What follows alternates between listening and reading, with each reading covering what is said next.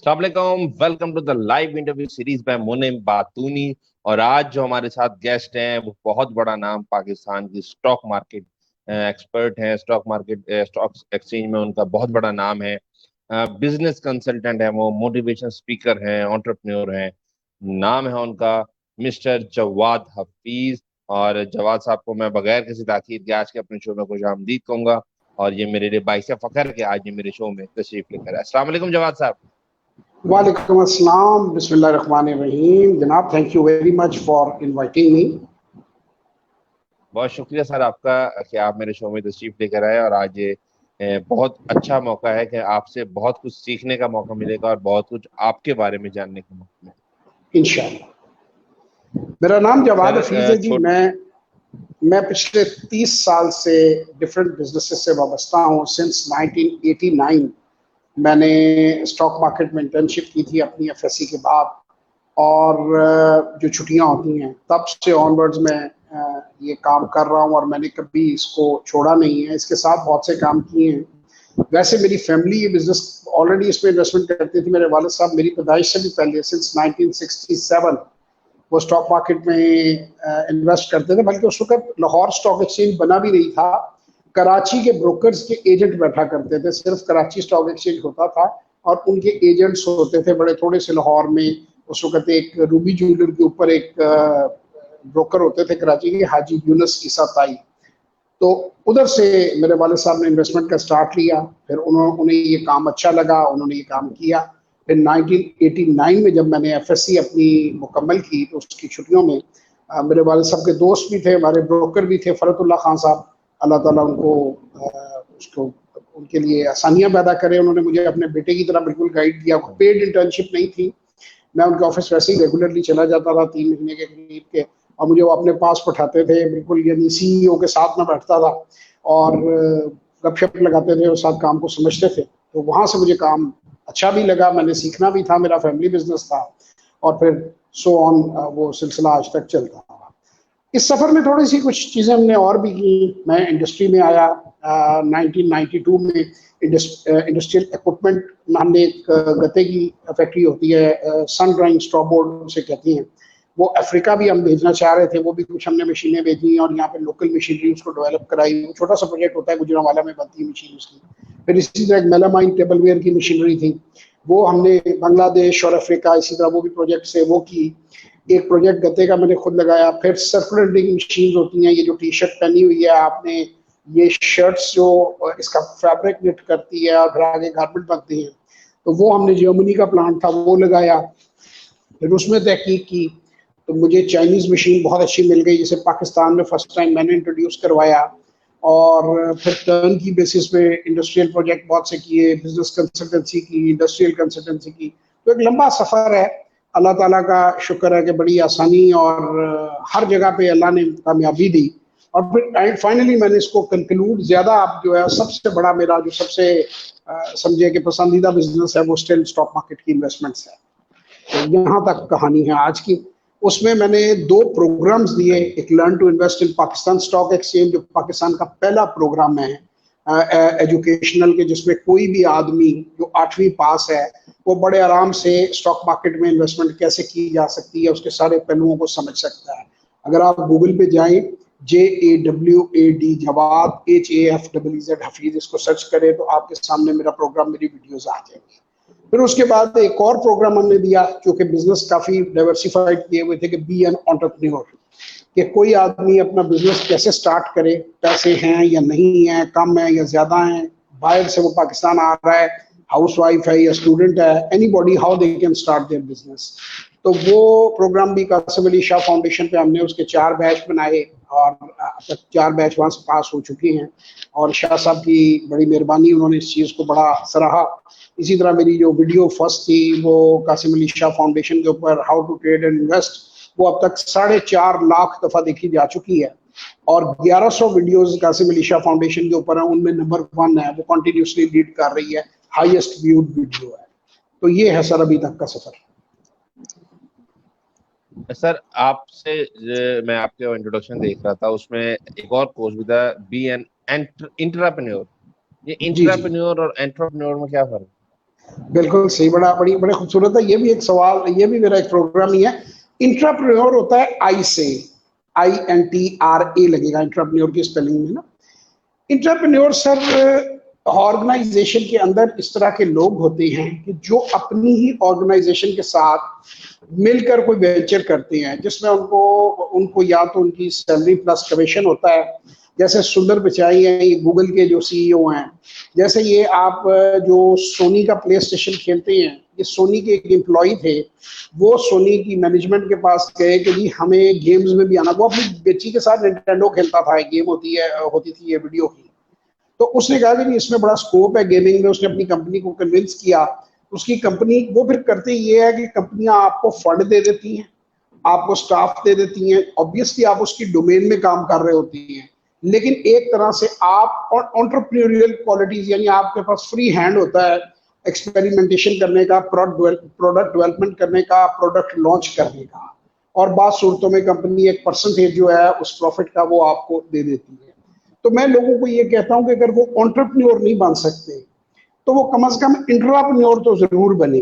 अब इसको मैं अगर देसी जबान में आपको इंट्राप्रेन्योर समझाना चाहूं तो आप अक्सर दुकानों में आपने देखा होगा, या अक्सर छोटे बिजनेसेस में आपने देखा होगा कि कोई एक आदमी बड़ा की रोल अदा कर रहा होता है। वो बेसिकली GM के जनरल मैनेजर होता है। वो छोटा सा बिजनेस होता है तो टाइटल नहीं होता उसके पास। तो आप जब उसके मालिक से डिटेल लेते हैं तो कहते हैं कि इसकी 25,000 रुपया तनख्वाह है और 5% जो है ये जो नेट प्रॉफिट में मेरा पार्टनर है। यानी ये एग्जीक्यूशन काफी करता है, क्योंकि उसमें वो जान होती है, उसमें वो एबिलिटी होती है, उसमें वो पैशन होता है आगे बढ़ के सेल करने का। वो ये कोशिश नहीं करता कि मैं ढीला सा बैठा रहूं और अपनी तनख्वाह महीने के आखिर में ले लूं। तो मैं ये लोगों को कहा कि ये अगर आप में चले करेज नहीं है बिजनेस करने की, फाइनेंसेस नहीं है, हालात नहीं है, तो अपनी ऑर्गेनाइजेशन में प्रोएक्टिव होके बी एन इंट्राप्रेन्योर, कम से कम इंट्राप्रेन्योर ही बन जाए अगर एंटरप्रेन्योर नहीं बनते। तो ये बुनियादी फर्क है। सही। बहुत शुक्रिया सर, बड़ा अच्छा तरीके से आपने मुझे बताया। और बाकी लोगों को फायदा उठाना चाहिए मौके से कि अगर वो एंटरप्रेन्योर नहीं बन सकते तो वो इंट्राप्रेन्योर बन सकते हैं। सर, आपका एक्सपीरियंस है स्टॉक एक्सचेंज के हवाले से, और ऑब्वियसली आप एक मोटिवेशन ट्रेनर भी है, और मैं चेक कर रहा था कि आप पाकिस्तान के टॉप 50 जो मोटिवेशन ट्रेनर आते हैं उसमें आपका नाम है, माशाल्लाह से। और उस हवाले से भी कुछ सवालात करेंगे, लेकिन अभी मैं चाहूंगा कि आपका स्टॉक एक्सचेंज से ताल्लुक है, तो सबसे पहले तो हमें बताएं कि exactly what is stock exchange. मुझे ABC नहीं मालूम स्टॉक एक्सचेंज की, तो मैं ऐसे बंदे से स्टॉक एक्सचेंज की डेफिनेशन और इसके बारे में मालूमात जानना चाहूंगा जो इसके अंदर एक अरसे से है। मेरे ख्याल से जितना आपका एक्सपीरियंस होगा उतनी मेरी उम्र होगी, तो बेहतर ये होगा अगर मैं आपको उससे सीखूं तो बहुत कुछ अच्छा सीखूं। मैं आपको बड़े आसान तरीके से बताता हूँ। आप फर्ज करें कि आपके दादाजी जो हैं वो 4 भाई थे और 4 भाइयों ने एक बेकरी खोल ली, ठीक है। अब 4 भाइयों की औलाद हुई, उनके आगे हर एक के 2-2, 3-3 बच्चे हुए। अब नंबर टोटल लोगों का 12 हो गया। फिर उनकी शादियां हो गई, उनके बच्चे हो गए, आपकी जनरेशन आ गई। अब आप लोग 40-50 ओनर हो गए हैं। अब बेकरी जो है उसकी 10 ब्रांचें हो गई हैं। लेट्स से कि हर ब्रांच की तो 3 करोड़ वैल्यू है, 30 करोड़ का बिजनेस है, लेकिन उसके 40 हिस्सेदार है, या 30 ही चले, हम मैथ इजी करने के लिए 30 कर देते हैं। उसके 30 ही हिस्सेदार हैं, और वो ऑब्वियसली हर हिस्सेदार 1-1 करोड़ रुपए का हिस्सेदार बनता है ना। अगर टोटल वैल्यूएशन 30 करोड़ है और 30 बराबर के हिस्सेदार हैं तो 1 करोड़ हर एक का हिस्सा है।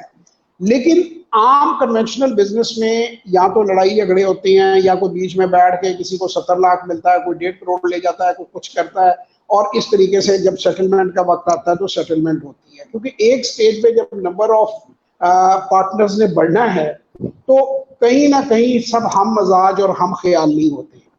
कोई एग्रेसिव होता है, कोई थोड़ा सा जरा सबमिसिव होता है, तो वो उसमें फूट पड़नी होती है। तो प्राइवेट लिमिटेड जो कंपनियां होती हैं उसमें सिर्फ 50 हिस्सेदार हो सकते हैं। Maximum number of share holder 50 हो सकते हैं, चाहे वो 50 अरब की हो, चाहे वो 50 करोड़ की हो। और आप अपने शेयर बायर नहीं बेच सकते, शेयर होल्डर आपस में ही बेच सकते हैं।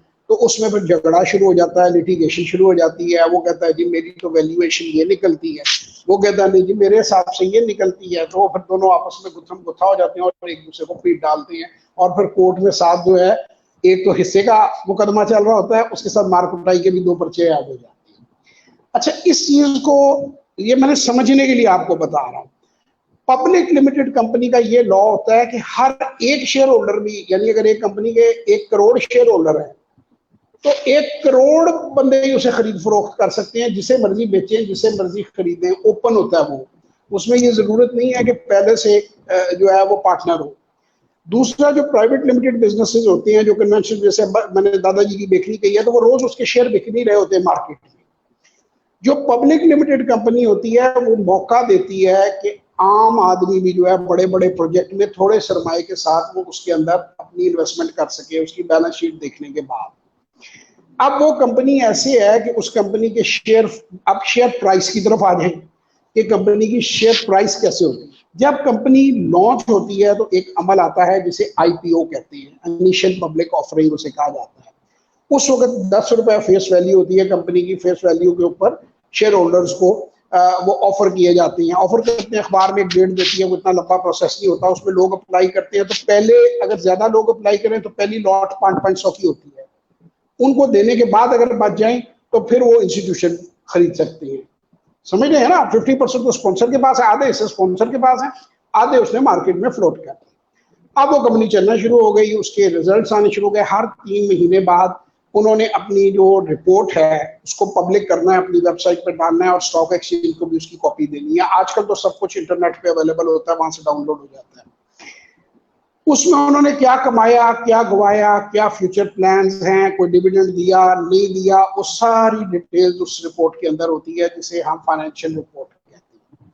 हर क्वार्टर में होती है और साल में एक बार एनुअल रिपोर्ट जो है वो बनती है। इवन उसमें एनुअल रिपोर्ट में शेयर होल्डर्स की डिटेल भी होती है कि स्पॉन्सरिंग शेयर होल्डर कौन कौन है इसके अंदर और बाकी कितने शेयर वाले, वो पूरी की पूरी रिपोर्ट के अंदर लिखी होती है। Anybody can download from anywhere in the world and he can check. ठीक है जी। अब सवाल ये आ गया कि पब्लिक, आपको मेरा ख्याल आप समझ आ गई बड़ी आसानी से।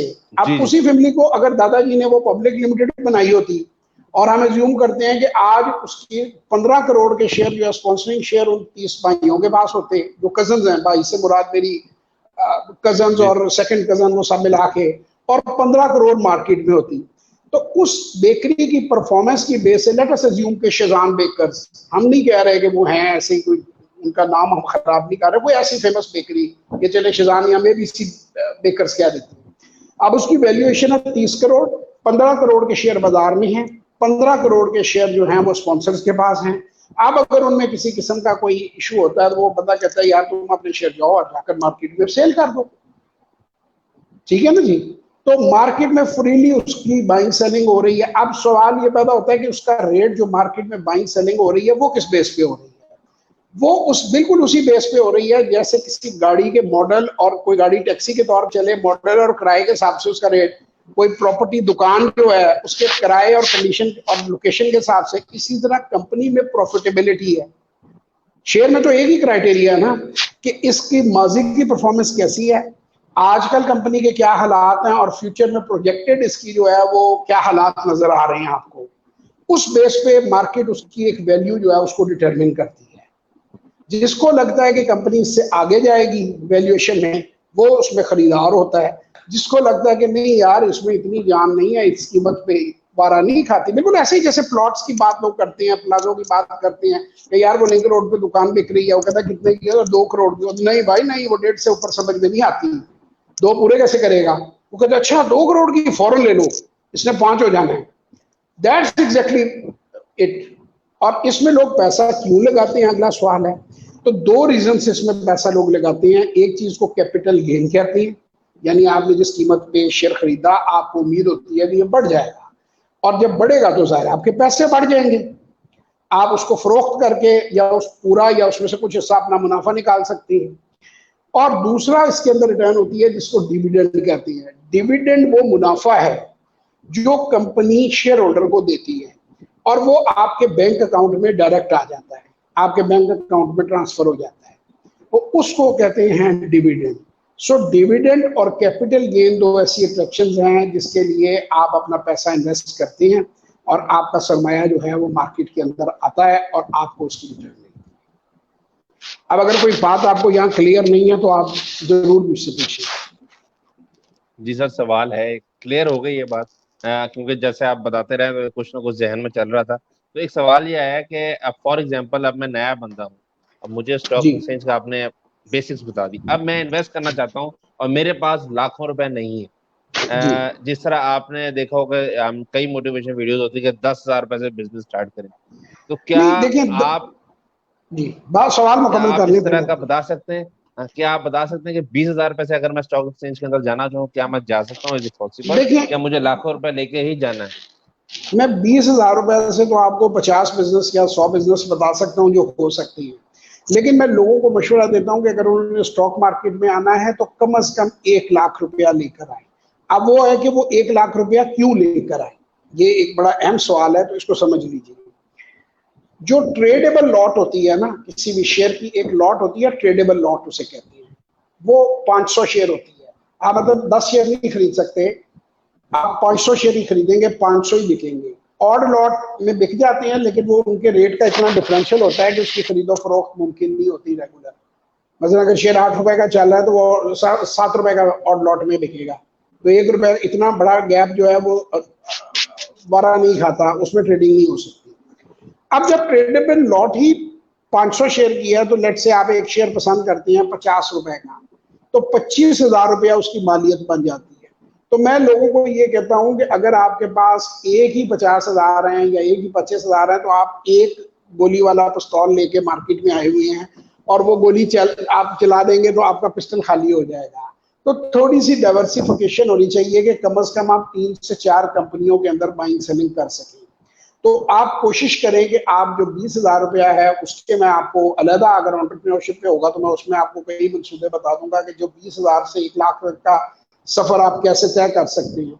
सो 20,000 को जब आप 1 लाख की तरफ लेकर जाएं तो उसके बाद स्टॉक मार्केट में आए, मेरा ये मशवरा है। तब तक आप सीखते रहें, कोशिश ना करें, वरना आपके ना फिर हाथ बंद जाएंगे, आप बाइंग कर नहीं सकेंगे ज्यादा। फॉलो कर रहे हैं ना बात? मसला मसला मेरे बताने का या शेयर पिक करने का नहीं है। मार्केट ट्रेडेबल लॉट है। फर्ज करें आपने मंडी में जाके आलू ही खरीदने हैं, तो वो कहते हैं कि भाई 50 किलो से नीचे हम नहीं देते।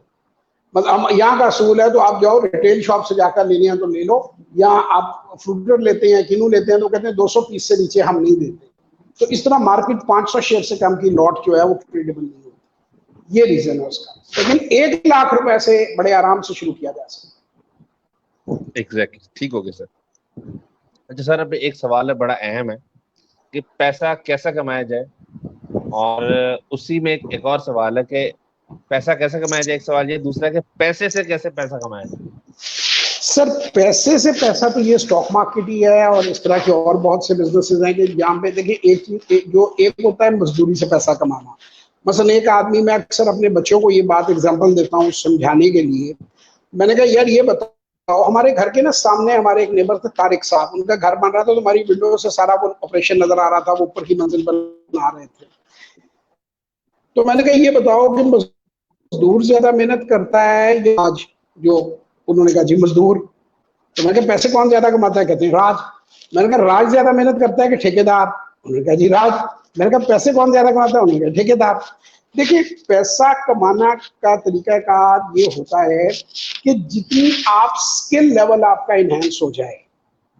अगर आप अपना स्किल लेवल इनहेंस नहीं करेंगे ना, तो फिर आप मजदूर की तरह दिहाड़ी लगाएंगे, मेहनत बहुत करेंगे। आपके दोस्तों में आपने इर्द गिर्द लोग देखे होंगे, आप जिससे भी पूछेंगे कोई यार बड़ा मेहनती आदमी, यार बड़ी मेहनत करता है, सुबह 6 बजे उठ के घर से निकलता है, रात 12 बजे आता है।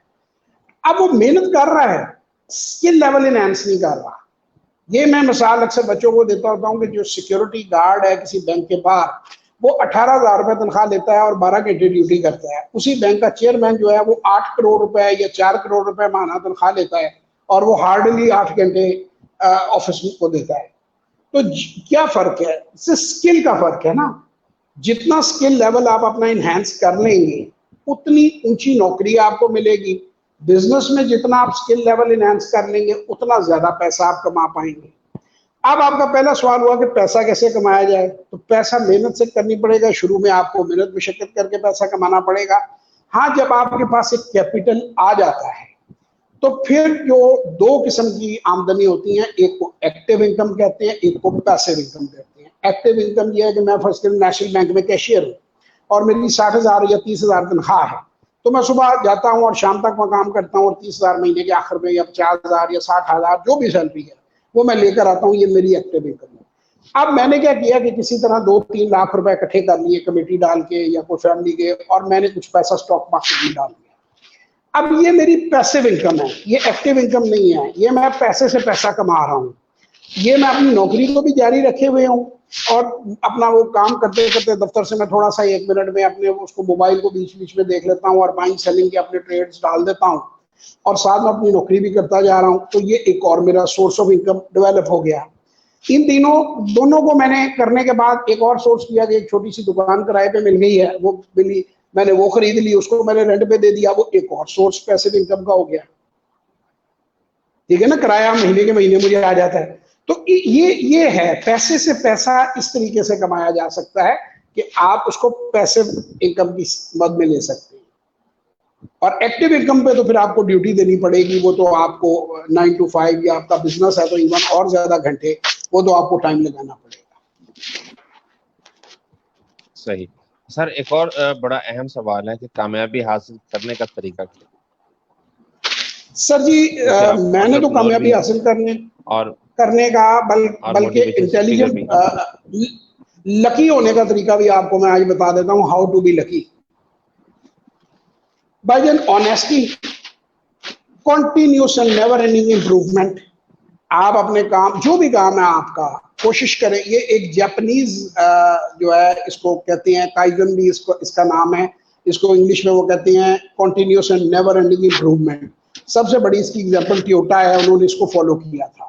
वो ये कहते हैं कि हम अगर 1% हर रोज इम्प्रूव करें तो साल में हम 365% इम्प्रूव कर जाते हैं।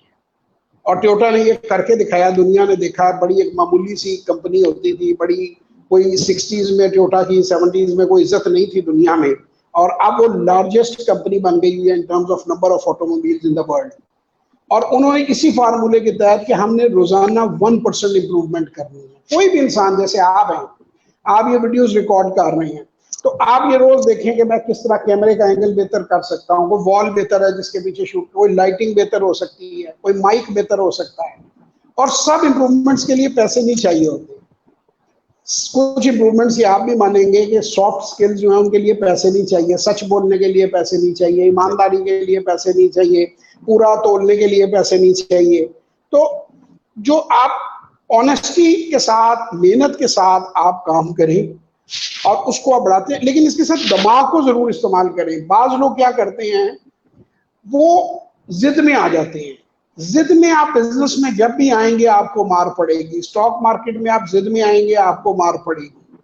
आप अपने आप को फ्लेक्सिबल रखें, रियलिटी चेक लें। अगर आपको नजर आ रहा है कि सामने दीवार है और उस दीवार में से दरवाजा नहीं बन सकता, जैसे अक्सर लोग मिसाल देते हैं कि दीवार में बाज़ दफा ना वो एक जिसमें हिस्से में लोहा डला होता है ना, वो जो पिलरों वाली कंस्ट्रक्शन होती है, तो उसमें कील नहीं जाता। अब कई लोग वो प्लास्टर उखाड़ देते हैं, वो कहते हैं कील यहीं में लगाना है, तस्वीर यहीं लगेगी। अगर उसे 2 फुट आगे या 2 फुट पीछे करके काम बन रहा है तो यार जिद छोड़ दो और वो कर लो। यही रीजन फेलियर का भी होता है। जब आप जिद करते हैं ना, आप अड़ जाते हैं, आप सुनते नहीं हैं, कहते हैं मैं तो यही करूंगा, फिर काम खराब हो। तो आंखें खुली, मेहनत और अक्ल दिमाग का इस्तेमाल। फिर एक बड़ी मशहूर चाइनीज कहावत है कि knowing your self is half victory, knowing your enemy is the other half. अब आज के दौर में एनिमी नहीं है, आज के दौर में कंपटीटर है। कि आपका जो कंपटीशन है वो क्या कर रहा है, वो कैसे सक्सेसफुल हो रहा है। आप उसकी स्ट्रेटजीज को समझिए, अपने क्लाइंट को समझिए, जो भी क्लाइंट है आपका, और प्रोडक्ट को उसके मुताबिक लेकर जाएं तो आप ग्रो करेंगे। सर आपने अभी बात की फेलियर की, तो मेरे जहन में एक सवाल आया कि हम अब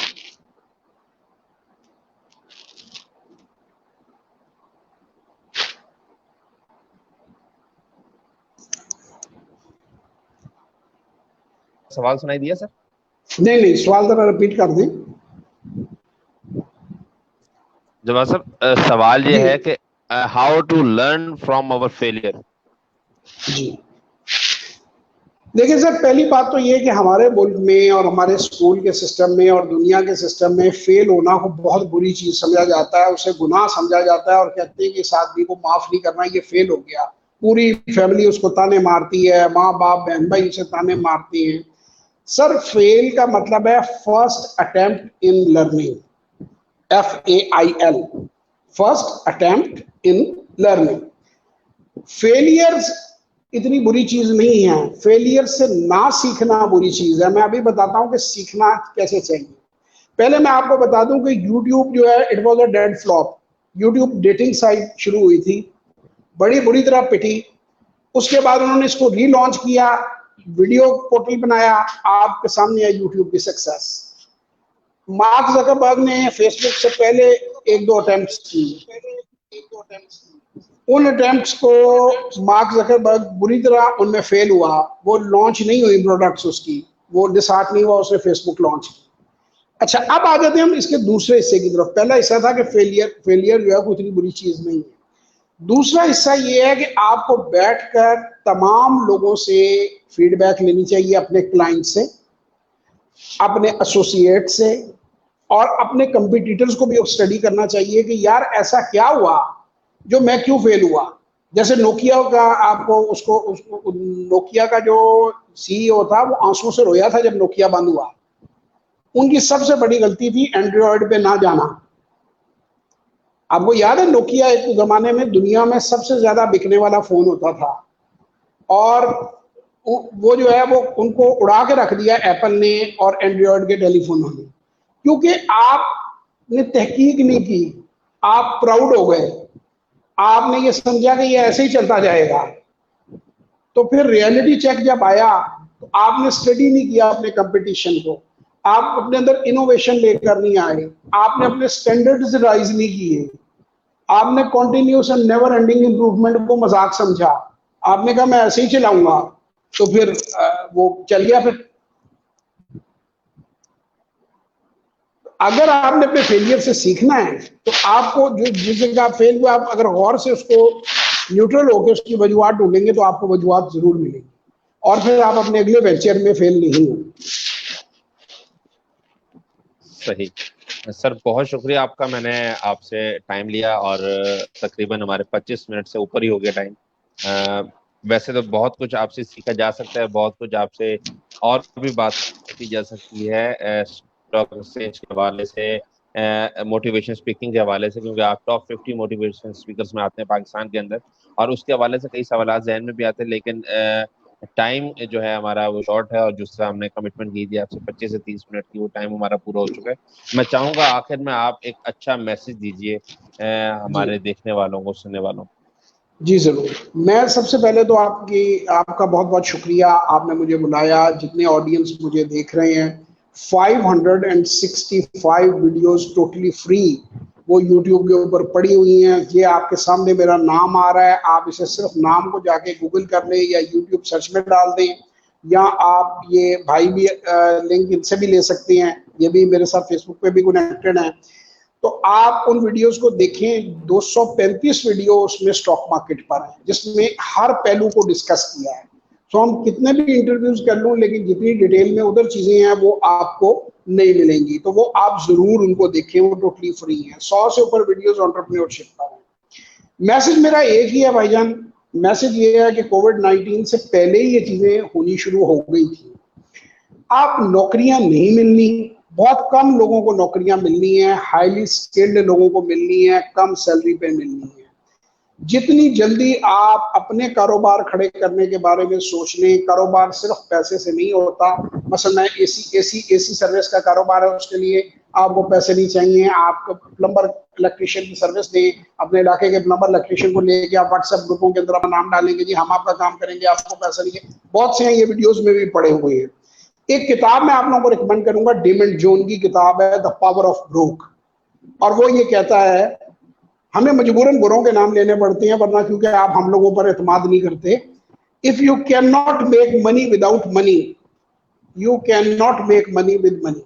अगर आप पैसे के बगैर पैसा कमाने की सलाहियत नहीं रखते हैं, तो कितना भी पैसा आपको दे दिया जाए आप उजाड़ देंगे, और आप उसकी जो जिसे कहते हैं उससे पैसा नहीं कमा पाएंगे। डेमंड जोन का नाम आप गूगल कर लें, द पावर ऑफ ब्रोक को आप पीडीएफ फॉर्मेट में डाउनलोड कर लें, उसको आप पढ़ लें।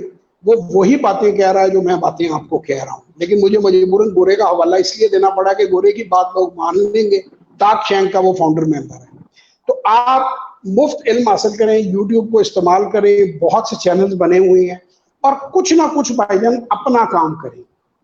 आप कोई भी अपना काम करेंगे अल्लाह बरकत डालेगा। 9 गुना ज्यादा रिस्क है, रिस्क अल्लाह ताला ने दिया हुआ है कारोबार में, एक हिस्सा नौकरी में। तो आप 9 गुना की तरफ जाएं, ये मेरा आप सबको मशवरा है। इसमें रेहान अल्लाहवाला साहब भी लगे हुए हैं, इसमें और भी बहुत सारे वो लगे हुए हैं लोग जो ये बार बार बात कहते हैं। अब हिम्मत आपने करनी है अल्लाह पे एतमाद रख के। तो ये मेरा मैसेज है भाई आज का। बहुत शुक्रिया सर आपका कि आपने अपने कीमती वक्त से टाइम निकाला आज मेरे शो में तशरीफ लेकर। बहुत कुछ सीखने का मौका मिला, बहुत कुछ जानने का मौका मिला, स्टॉक एक्सचेंज के हवाले से, पैसा कमाने के तरीकों के हवाले से, थोड़ा बहुत एंटरप्रेन्योरशिप के हवाले से जो आपने आखिर में बात की। और वाकई हमें अपना माइंडसेट चेंज करने की जरूरत है कि हम बिजनेस की तरफ माइल हों बजाय इसके कि हम जॉब की तरफ माइल हों। क्योंकि आपने बिल्कुल सही बात की कि अगर 10 में से 9% जो है वो आपको तजारत से और बिजनेस से मिलता है रिस्क, और 1% जो है वो जॉब से मिलता है। बहुत शुक्रिया सर आपका।